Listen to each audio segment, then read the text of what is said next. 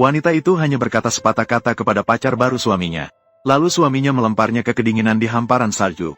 Kemudian dia juga memerintahkan seseorang untuk melepas masker oksigen adik iparnya. Sebagai ancaman agar istri tidak lagi membuat pacar barunya tidak senang. Demi nyawa adiknya, wanita itu terpaksa setuju untuk tidak mengulanginya. Sedangkan dia yang hanya mengenakan gaun tidur tipis. Dengan cepat tidak tahan dengan dinginnya yang menusuk, mengakibatkan tanda-tanda keguguran. Melihat darah yang mengalir dari istri, memerahkan gaun tidur putih bersih, suami tetap tidak terpengaruh.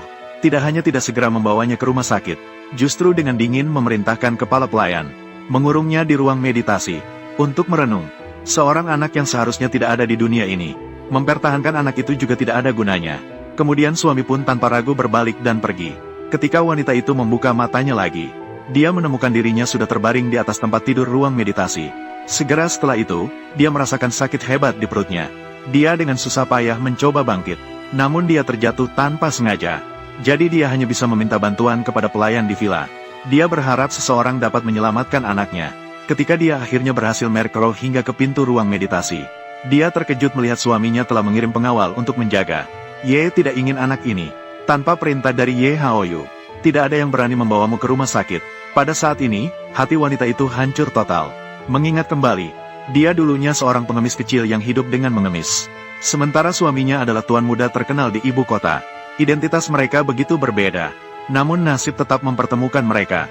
Pada saat pria itu mengulurkan tangannya, seperti seberkas cahaya yang menyilaukan, menerangi kehidupan wanita yang kelam. Kedua orang ini terjebak dalam cinta.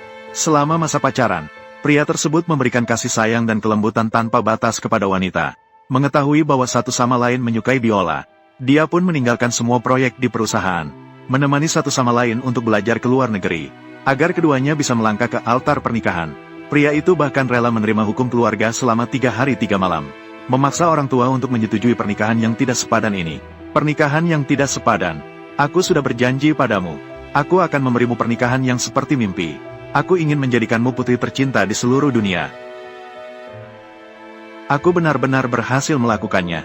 Setelah menikah, mereka menjalani beberapa tahun kehidupan manis. Saat wanita itu berpikir bahwa kebahagiaan ini akan terus berlanjut, suami tiba-tiba memiliki cinta baru. Orang itu sejak lahir rabun mata kiri, namun memiliki bakat menggambar yang sangat tinggi. Dikenal di industri sebagai pelukis wanita jenius. Setelah mereka bersama, suami berperilaku seperti pria biasa, membagikan kebahagiaan mereka di media sosial. Tidak sedikit pun memperhatikan perasaan istrinya, bahkan dengan terang-terangan memiliki bekas lipstik di wajahnya muncul di depannya. Pernah wanita itu juga menyebutkan tentang perceraian, tapi suami justru berkata bahwa dia hanya bercanda. Siapa yang menyangka kali ini pihak lawan justru demi pacar baru, secara langsung mengakibatkan kematian darah dagingnya sendiri. Selamat untukmu, bayi sudah tiada. Namun aku tidak tersenyum lagi.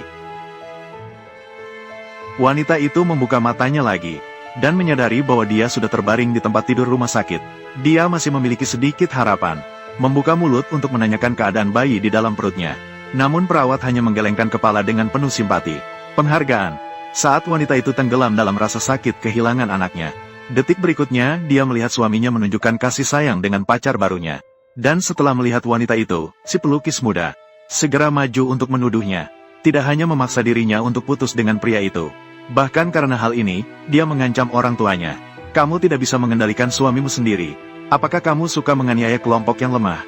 Suami yang berada di samping melihat keadaan ini. Dia bahkan dengan lembut menenangkan emosi gadis antar bintang. Sepanjang waktu, dia tidak sekalipun melihat ke arah istrinya. Sampai gadis antar bintang meminta wanita itu untuk meminta maaf. Barulah pria itu mengalihkan pandangannya ke arah istrinya. Pertama-tama, dia dimarahi habis-habisan. Kemudian dia memerintahkan orang untuk langsung menekan dia ke tanah, memaksanya untuk memberi kepada yang baru. Gadis jin itu berlutut dan meminta maaf, mengatakan bahwa dia minta maaf. Nyonya, tolong minta saya untuk minta maaf. Haoyu, saya tahu kamu telah dibutakan oleh orang lain, sehingga kamu bersikap sekejam ini padaku. Jika saya meminta maaf, bisakah saya mendapatkan kembali kelembutan yang seharusnya milik saya?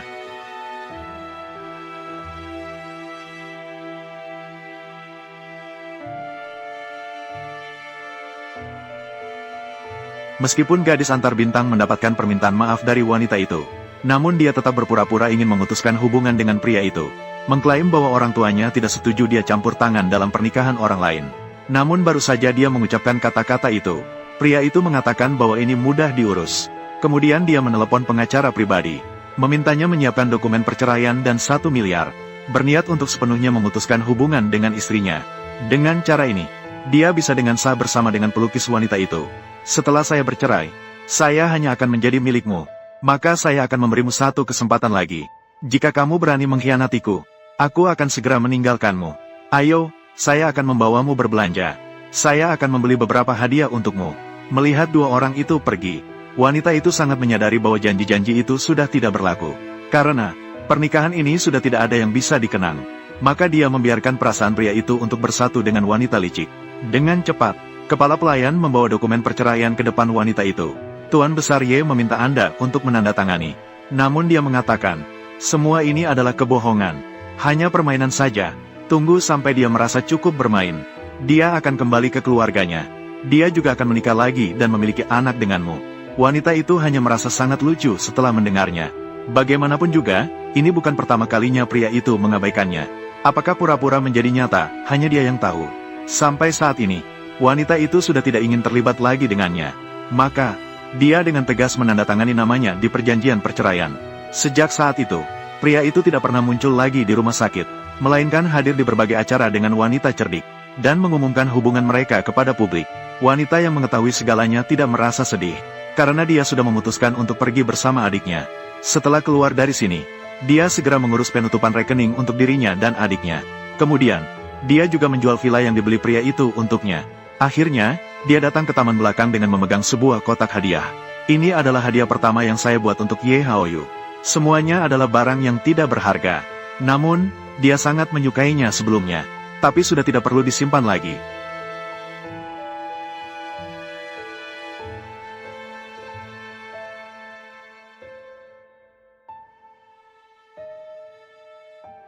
Cincin pertama yang diberikan Haoyu kepadaku. Aku memakainya selama 10 tahun penuh. Itu menjadi saksi akan masa-masa manis antara aku dan dia. Kami benar-benar saling mencintai. Namun masa bahagia itu hancur bagaikan gelembung. Apa yang kau bakar?